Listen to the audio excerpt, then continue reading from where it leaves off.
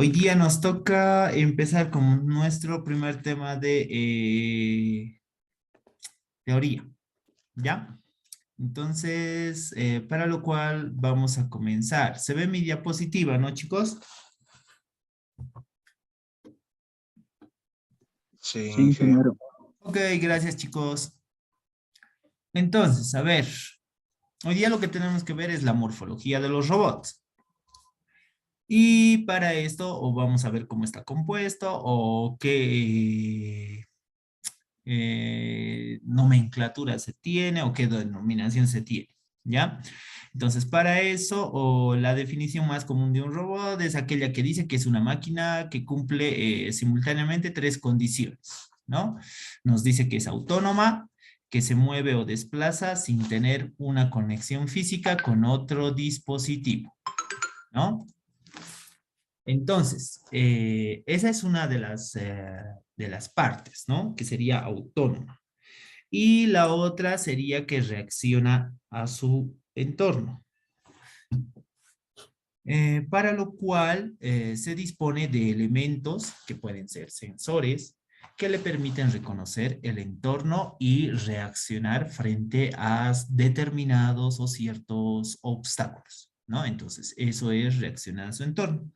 Y por último sería que tiene que ser programable, ¿no? Entonces, eso quiere decir que nosotros en algunos casos podamos reprogramar para que obviamente su actuar sea distinto o para que su comportamiento varíe de alguna manera, ¿no? Entonces, un robot está formado por los siguientes elementos, que serían estructura mecánica, transmisiones, sistema de accionamiento, sistema sensorial, sistema de control y elementos terminales. Esos, o bueno, esas serían las partes de la morfología de un robot, ¿no? Para lo cual nosotros tendríamos que pasar a analizar cada una de estos aspectos que estamos mencionando, ¿no? Y comenzaríamos por lo que es la estructura mecánica, ¿no? Entonces, nosotros podemos mencionar, como su nombre dice, estructura mecánica, que mecánicamente un robot está formado por una serie de elementos o tal vez que estos elementos sean denominados como eslabones. Y estos están unidos mediante articulaciones que nos van a permitir un movimiento relativo entre cada dos eslabones, ¿no? Obviamente, estos eslabones tendrían que ser eslabones o elementos, tendrían que estar seguidos o tal vez, mejor dicho, consecutivos, ¿no? Entonces, la constitución física de la mayor parte de los robots guarda cierta similitud con la anatomía, por ejemplo, o del brazo humano, para hacerles una referencia, ¿no? Por lo que en ciertas oportunidades o ciertas ocasiones se hace referencia a los distintos elementos que componen el robot y obviamente se van a usar términos como cuerpo, brazo, codo, muñeca. Los mismos que ustedes están viendo ahí en pantalla, ¿no? Entonces, como ustedes pueden ver, ahí tienen dos imágenes donde se hace esa referencia o esa similitud, ¿no? Obviamente esto también tiene que partir, por ejemplo, de una base, ¿no? Se va a tener una base en la cual tiene que estar apoyada, por así decirlo, todo el peso que va a tener, ¿no? Y obviamente sus respectivas articulaciones, ¿no? Que le van a dar una cierta movilidad, ¿no? Y obviamente estas articulaciones van a estar denominadas como eslabones, ¿no?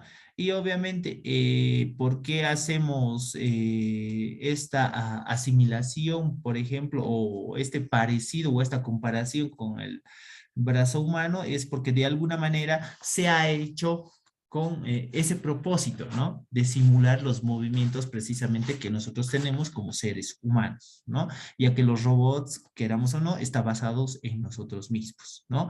Cabe recalcar, obviamente, que cada eslabón se podría ver como un cuerpo rígido, ¿no? Y obviamente al robot en su conjunto lo veríamos también de alguna manera como un cuerpo rígido, ya que obviamente no vamos a poder asimilar o simular por completo lo que es un brazo humano, ¿no? Pero sí podemos ver que se puede acercar de gran medida a hacer esa simulación, ¿no? Entonces, todo va a estar relacionado. Ahora, vamos a pasar a ver otro aspecto dentro de los eslabones y las articulaciones, que básicamente es un aspecto muy importante que también está dentro de lo que es la estructura mecánica, ¿no? Que serían los famosos grados de libertad, ya que estos grados de libertad son los parámetros que se precisan para que nosotros podamos determinar la posición y la orientación del elemento terminal, se podría decir, o del manipulador de un brazo robótico, ¿no? O el elemento terminal que tenga. Si lo comparamos con nosotros, el elemento terminal en nuestro brazo de nosotros sería obviamente los dedos, ¿no? Entonces, en un robot puede ser una pinza, qué sé yo, puede ser algo para pintar, un spray, y un soldador y demás, ¿no? Entonces, también se pueden definir estos grados de libertad como los posibles movimientos básicos. Obviamente, movimientos básicos, pero que sean independientes, ¿no? Quiere decir que también estos movimientos básicos puedan ser giratorios y de desplazamiento, ¿no? Pero como les recalco, tienen que ser independientes, ¿no?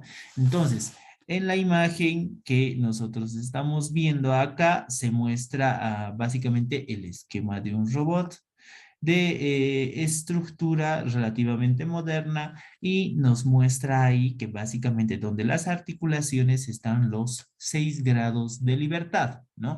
Y básicamente es, como les había mencionado, aquellos que de alguna manera nos van a dar ese movimiento del cual nosotros estamos hablando, ¿no? Y que está situado obviamente en cada articulación, ¿no? Entonces ahí analizando un poquito, podemos ver que dependiendo cómo esté situado la articulación, entonces es que se va a tener ya sea un giro de izquierda a derecha, de arriba a abajo, ¿no?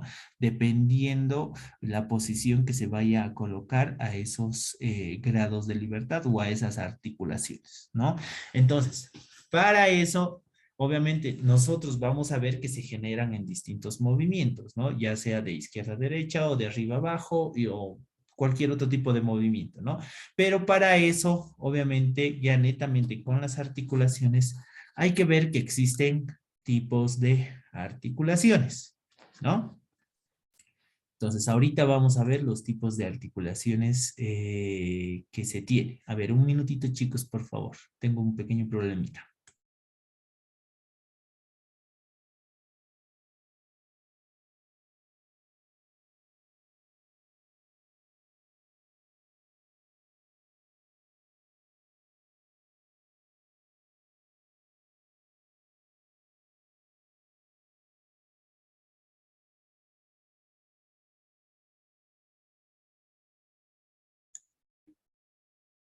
Bueno, a ver, continuemos. En donde estábamos acá, ¿no? Esta lluvia, pues muchachos, no deja. Bueno, a ver, tipos de articulaciones. Entonces, mecánicamente podríamos decir que un robot está formado por una serie de elementos, como hemos mencionado hace un momento, o también llamados eslabones, y estos están unidos mediante articulaciones, obviamente que nos van a permitir un movimiento especial, no, un movimiento relativo. Obviamente esto entre cada dos eslabones. Acuérdense que ya les he dicho que estos tienen que ser consecutivos, ¿no? Entonces, la constitución física de la mayor parte de los robots guarda cierto parecido con la anatomía del brazo humano, ¿no? Por lo que en ocasiones, para hacer referencia a los distintos elementos que tiene un robot, se usan términos como, por ejemplo, el codo, muñeca o posiblemente lo que es cuerpo, ¿no? Entonces, cada articulación tiene un determinado movimiento y este movimiento, ya sea de desplazamiento o de giro, o posiblemente una combinación de ambos, que tenga la combinación de desplazamiento o de giro estén unidos así o acoplados, ¿no? A ver, y básicamente lo que tendríamos que ver aquí es que tenemos esta figura que están viendo en pantalla, ¿no? Y que son las más comunes que nosotros vamos a ver. Son diferentes tipos de articulaciones, ¿no?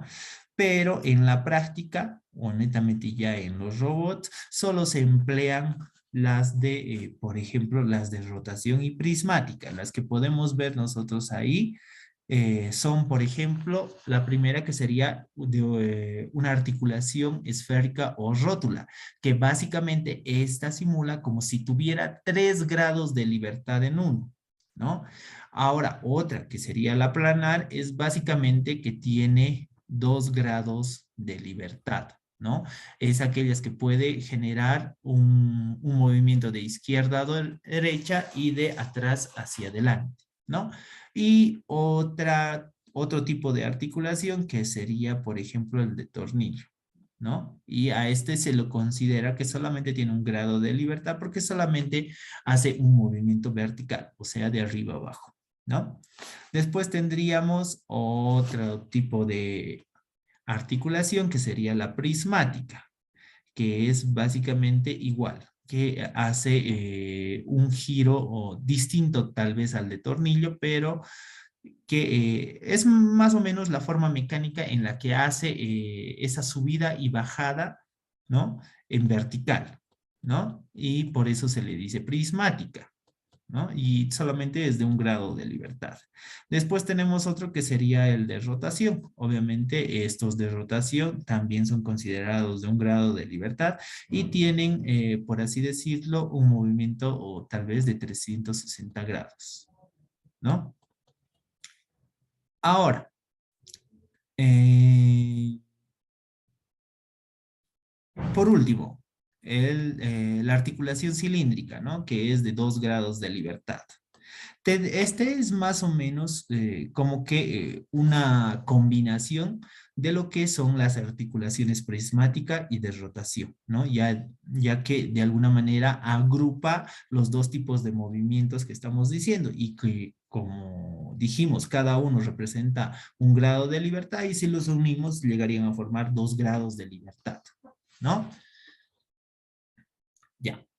Ahora, teniendo en cuenta ya estas articulaciones, obviamente nosotros tenemos que entender también que una vez que se va a desarrollar, por ejemplo, un determinado robot, hay también sugerencias de configuraciones más frecuentes que se pueden utilizar en los robots, ¿no?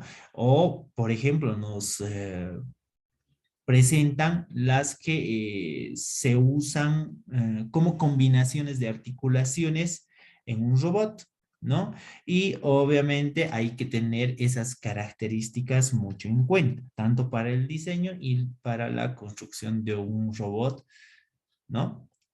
Tomando en cuenta siempre lo que es la aplicación, ¿no? Y aquí vemos lo que son las configuraciones más frecuentes.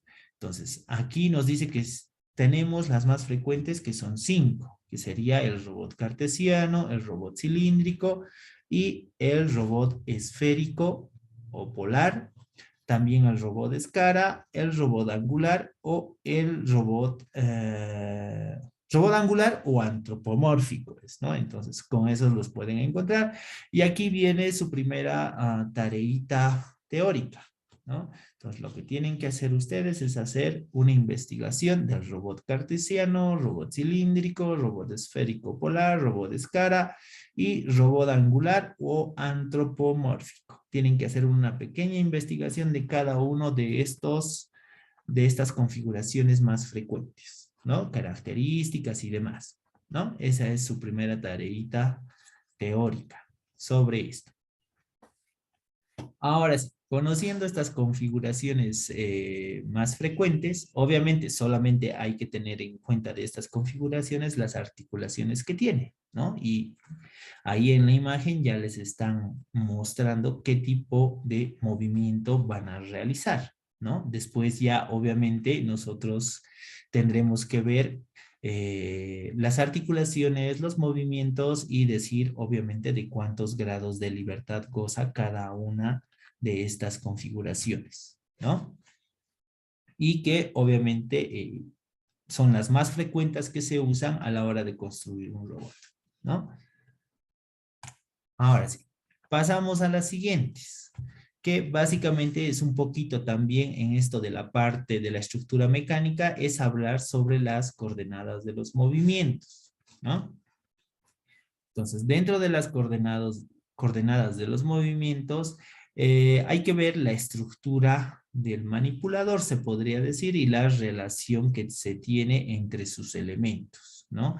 Ya que estos van a proporcionar una configuración mecánica que de alguna manera dan origen a que se pueda ver los parámetros que hay que conocer para definir la posición y la orientación siempre, pero del efector final o del elemento terminal, por así decirlo, ¿no? Entonces, existen dentro de esto 4 estructuras clásicas, se podría decir, o más comunes en los manipuladores, que se relacionan con los siguientes modelos de coordenadas.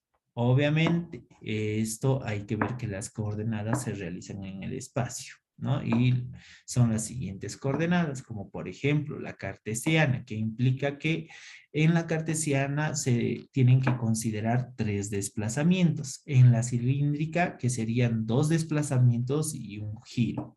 En la coordenada polar, que sería un desplazamiento y 2 giros, y en las coordenadas que serían angulares, que serían solamente de 3 giros. Obviamente hay muchos aspectos que se tienen que tomar en cuenta, pero para explicar un poquito más respecto de estas coordenadas y el movimiento que se hace y demás, lo vamos a tocar más adelante dentro de lo que sería la cinemática y la dinámica de un robot.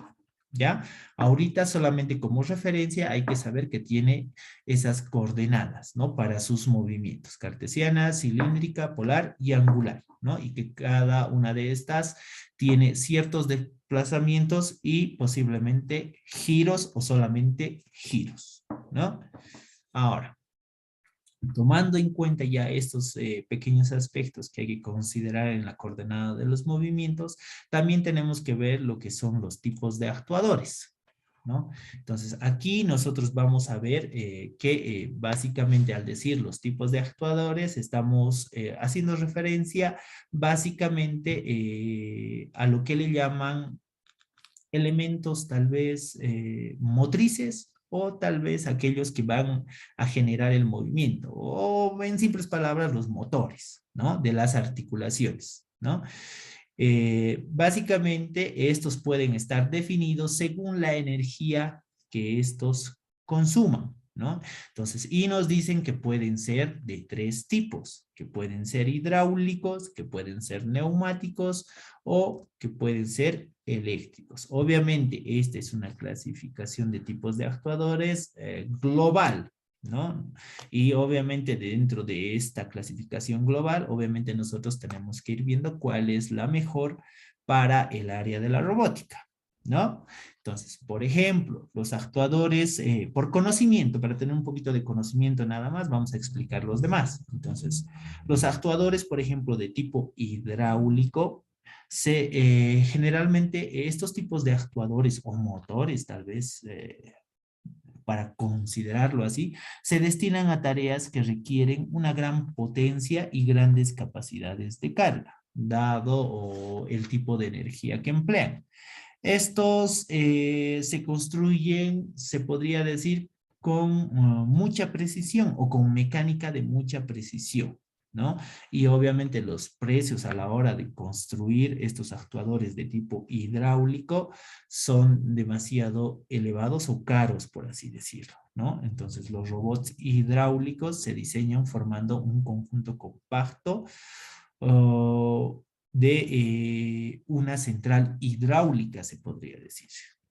Y ahí tendríamos una cabina de control y el brazo del manipulador, por así decirlo, ¿no?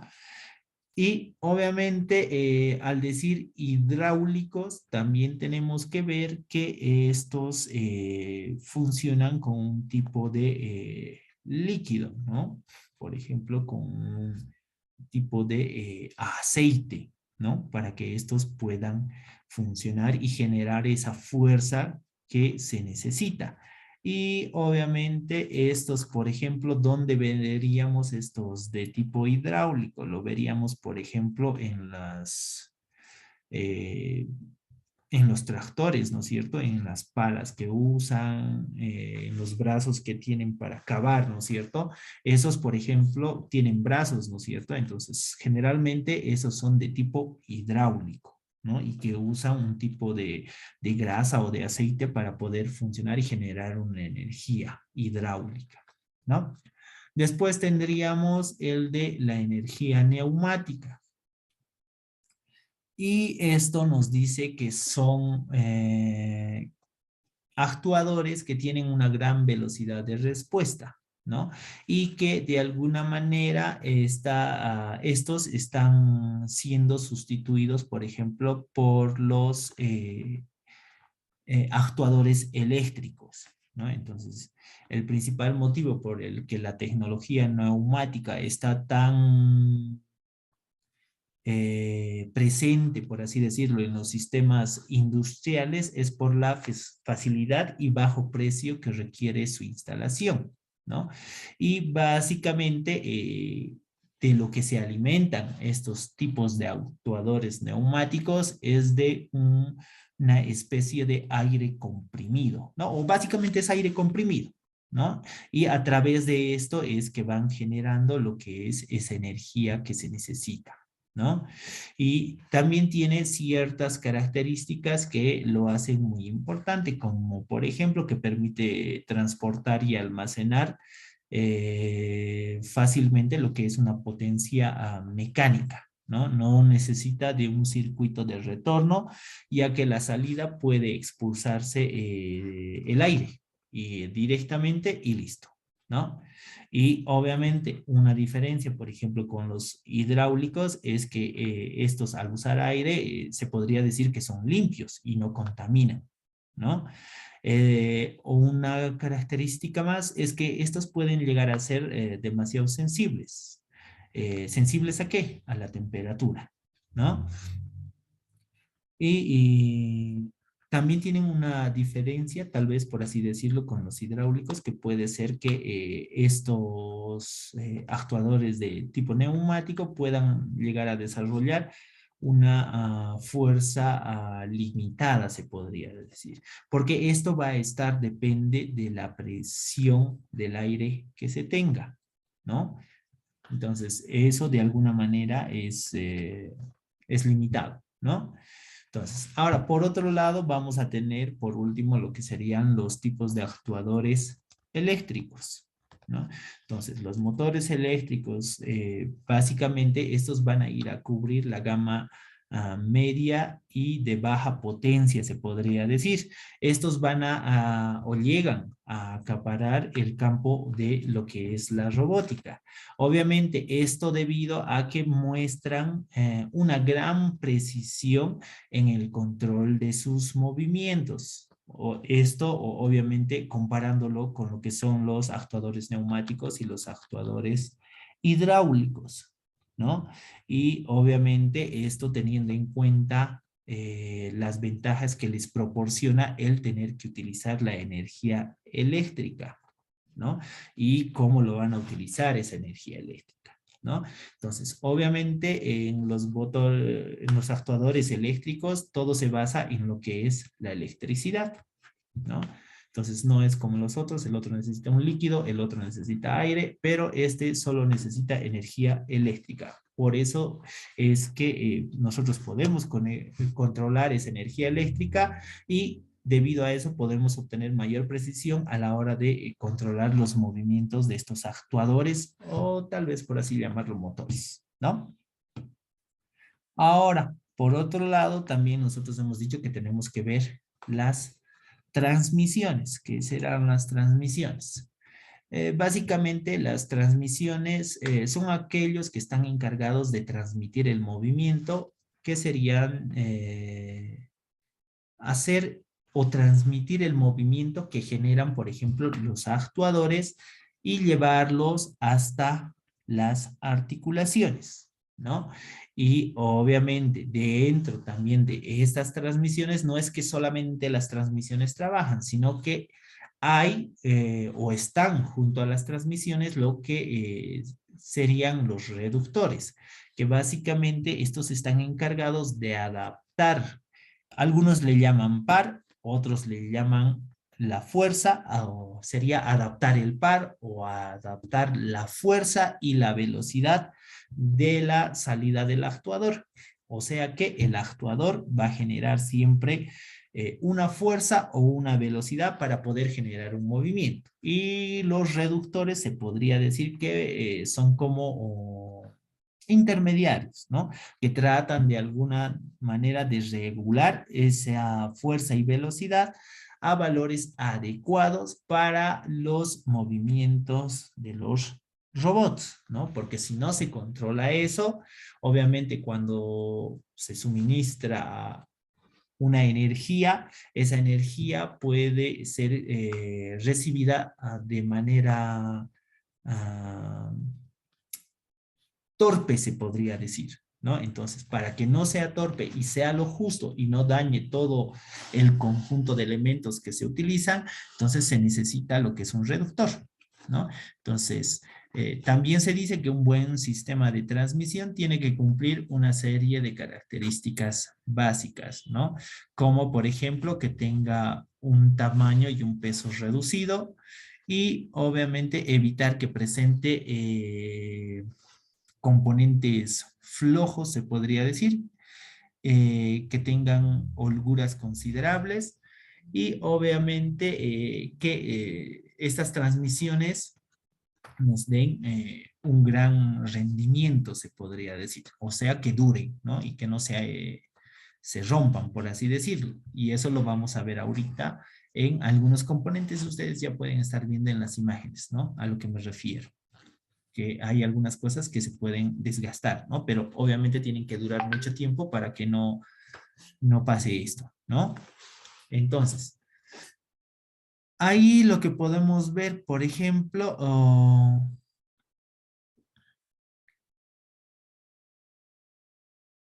vamos a ver más adelantecito, perdón, aquí no, en esta parte no todavía, pero vamos a ver una tablita en la cual aparecen los sistemas de transmisión que se usan con más frecuencia y que están clasificados en base al tipo de movimiento posible, ¿no? Esto dependiendo de su entrada y de su salida, si fuera lineal o circular, y explicando alguna de sus ventajas y de sus inconvenientes, ¿no?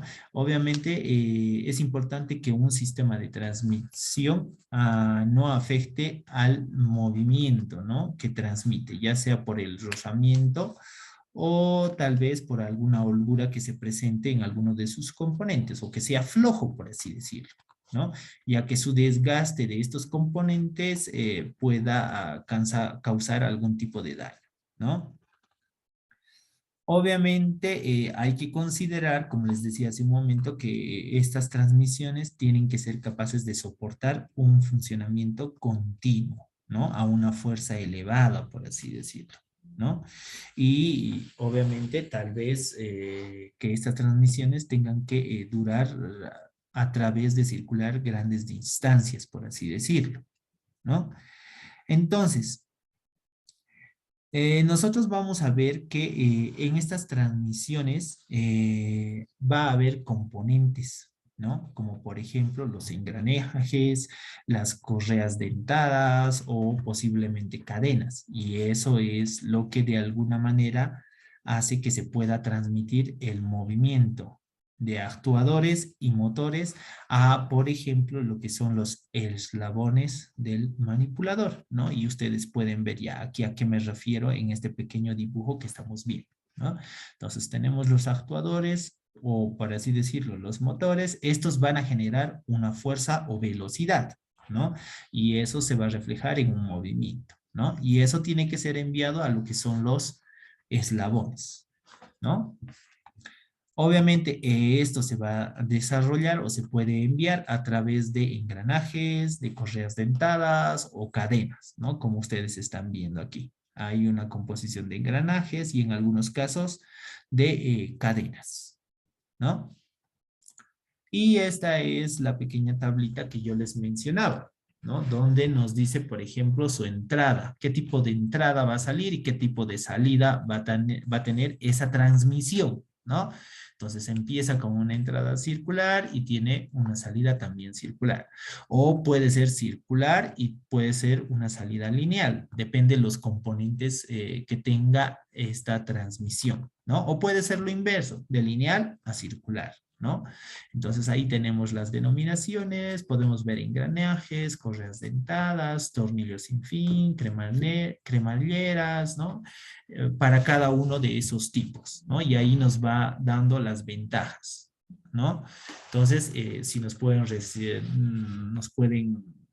como les digo, cumplir ciertas características, como por ejemplo que recorra distancias grandes o pequeñas, que puedan tener holguras o mayor fuerza, ¿no? Y algunos inconvenientes que hay que considerar a la hora de seleccionar cada una de estas transmisiones, ¿no?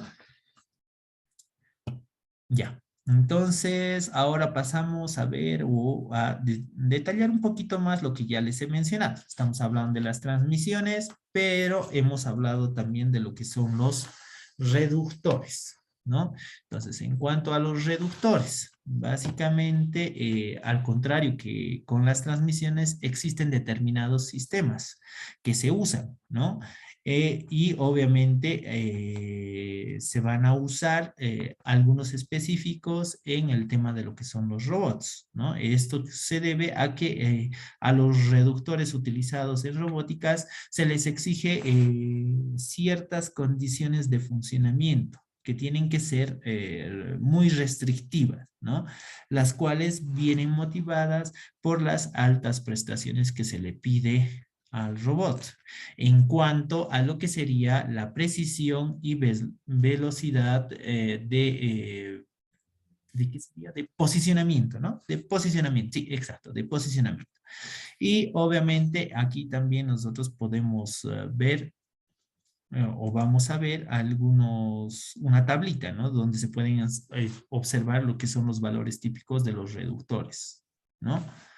Y igual tiene ciertas características, ¿no? Donde nos presentan valores típicos, ¿no? Donde, por ejemplo, puede ser relación de reducción, peso y tamaño, momento de inercia, velocidades de entrada máxima, fuerza de salida nominal, fuerza de salida máxima, ¿no? Pero que obviamente esto ya es para crear, por ejemplo, estructuras robóticas grandes, ¿no? Que por ejemplo no es el caso en el que nosotros nos encontramos, ¿no? Ya que en la carrera no tenemos un avance exagerado sobre lo que es robótica, sino solamente les damos el conocimiento básico, por así decirlo, ¿no? Y tratamos de acercarnos en algo a lo que, por ejemplo, puede llegar a ser un brazo robótico, por así decirlo, ¿no? Esto debido al contenido analítico que se tiene en la carrera, ¿no? Cómo está diseñado, ¿no?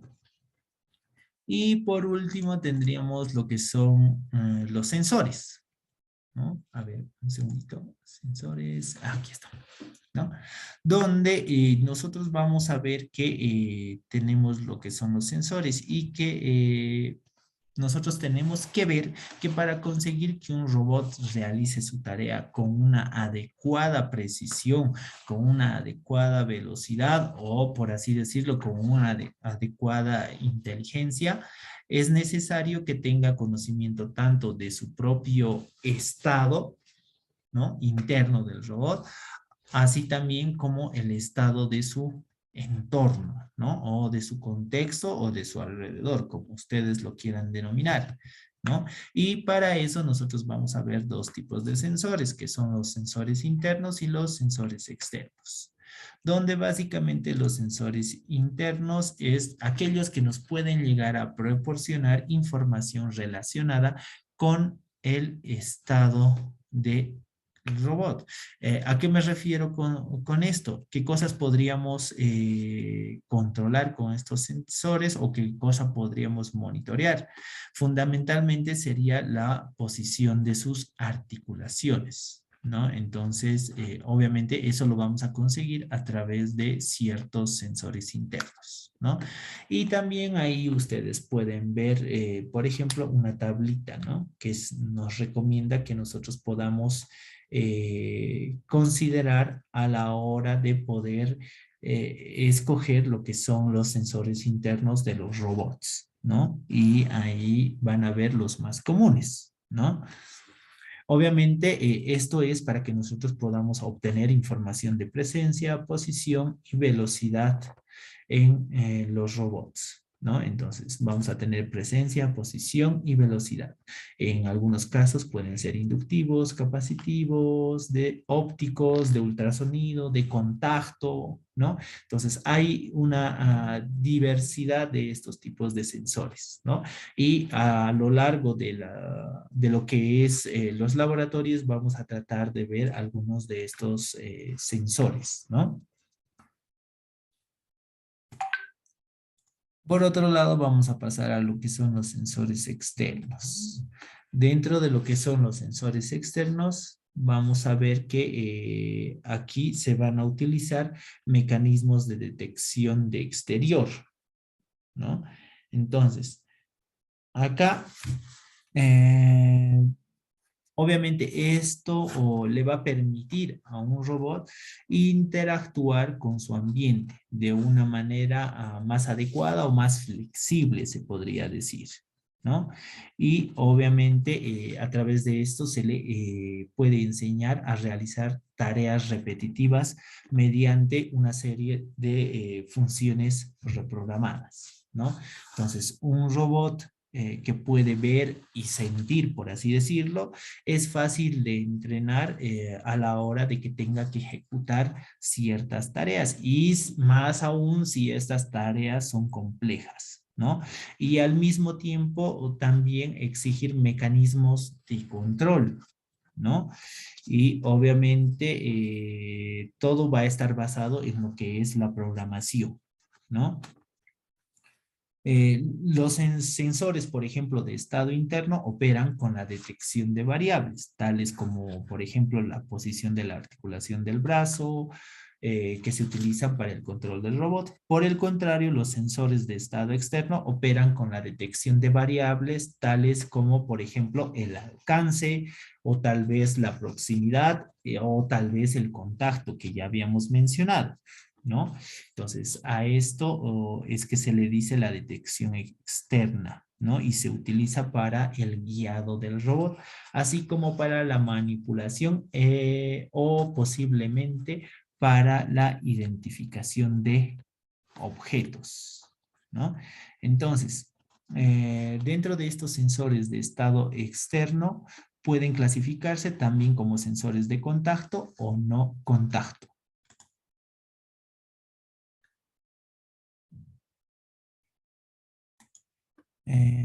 ¿Qué sienten? A ver, aquí tengo un chat. Dice, los robots de inteligencia artificial, Inge. ¿Qué sienten? No entiendo tu pregunta. ¿Qué sienten?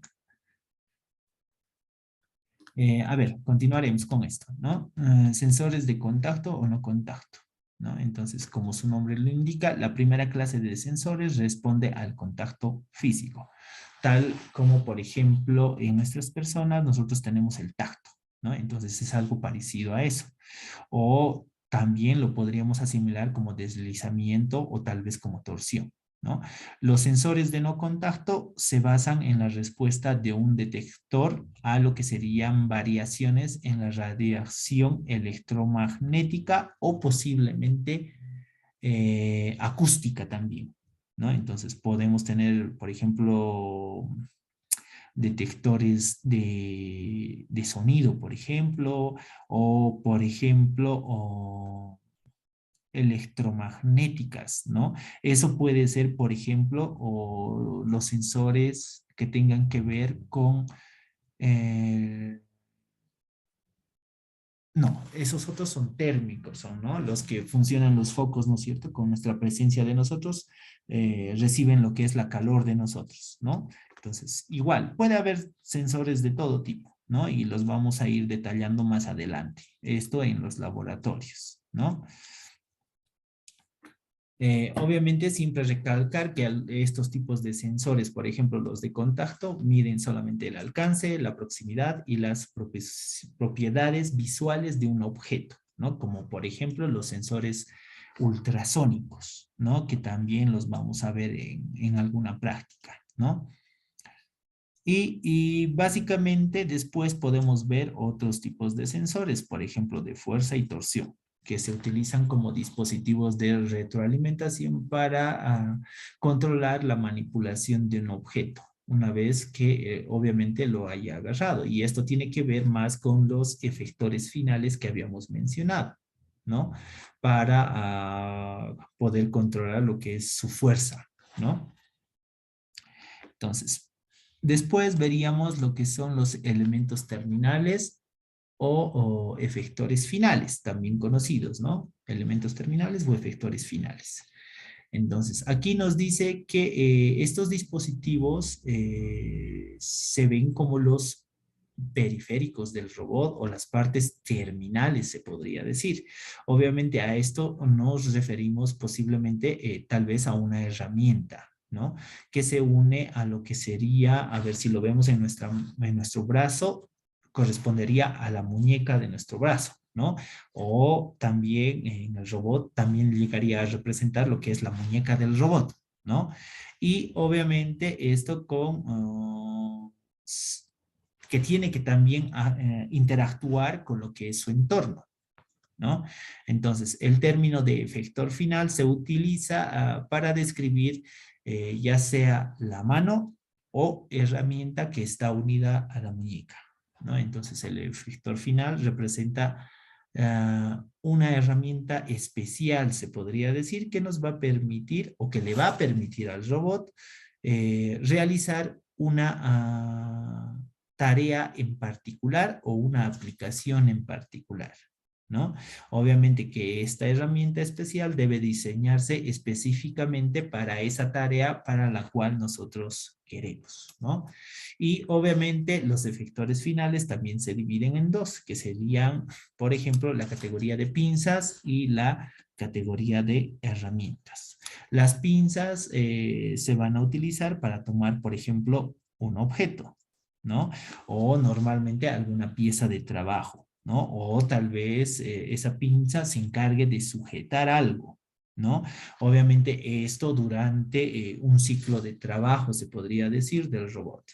Entonces hay una diversidad de métodos de sujeción que pueden utilizarse, ¿no? Además de los métodos mecánicos que puedan existir, como el agarrar una pieza entre dos o más dedos, ¿no? Entonces, estos métodos, tal vez por así decirlo, suplementarios, incluyen el empleo de ciertas formas de sujeción, como por ejemplo, o podrían ser ganchos, podrían ser cucharas, o ya podrían ser imanes, ¿no? Entonces, ahí también ustedes ven una tablita donde nos muestra los sistemas de sujeción para robots, ¿no? Donde pueden ser pinzas de presión o destornilladores, ¿no? Que sean angulares o lineales, o solamente pinzas de enganche, ¿no? O ventosas de vacío, ¿no? Donde ahí vamos a ver, por ejemplo, los tipos de actuadores, ¿no? Qué tipo de accionamiento tiene. Obviamente hace referencia a los actuadores, ¿no? Que serían neumáticos o eléctricos, ¿no? Entonces, y nos describe el uso, ¿no? Obviamente todo este material se les va a pasar para que ustedes le puedan dar una revisadita, ¿no? Y básicamente es eso en cuanto a la morfología de lo que son los robots, ¿no? Tenemos lo que son los elementos terminales, tenemos lo que son los sensores, tenemos lo que son los reductores, tenemos lo que son las transmisiones, la estructura mecánica, dentro de la estructura mecánica, los tipos de articulaciones, los grados de libertad, ¿no es cierto? Y obviamente más adelante vamos a detallar, por ejemplo, lo que es un sistema de control, ¿no? Para completar esta parte, ¿no? Entonces, básicamente es eso en cuanto a lo que sería la morfología de los robots, ¿no? Entonces, básicamente ese es el primer tema en cuanto a la morfología de los robots, chicos. Si se fijan, no es muy complicado, no es mucho tampoco, ¿no?